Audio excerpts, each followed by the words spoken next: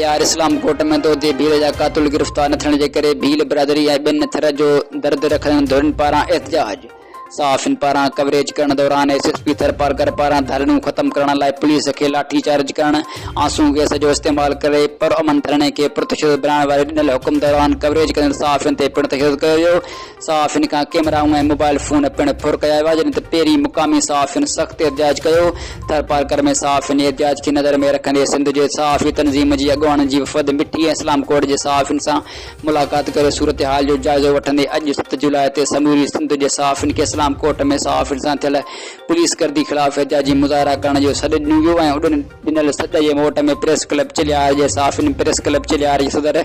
शंकर बागी जी अॻुवाणी में भरपूर एहतजाजी मुज़ाहिरो कयो, जंहिंमें सीनियर सहाफ़ी गाज़ी ख़ान नेड़ियो, मोहम्मद रहीम मंगरियो, चाकर ख़ान नेड़ियो, रजब रहमी, खीताराम सोटड़, प्रेस प्रदीप मुजाहिद, साजिद नेड़ियो, आबिद लुकाणी, एसटीपी थरपारकर जे अॻुवाण मुश्ताक आसमानी समेत शहर जे वॾे अंग शिरकत कई। रिपोर्ट मोहम्मद रहीम मंगरियो, थरपारकर।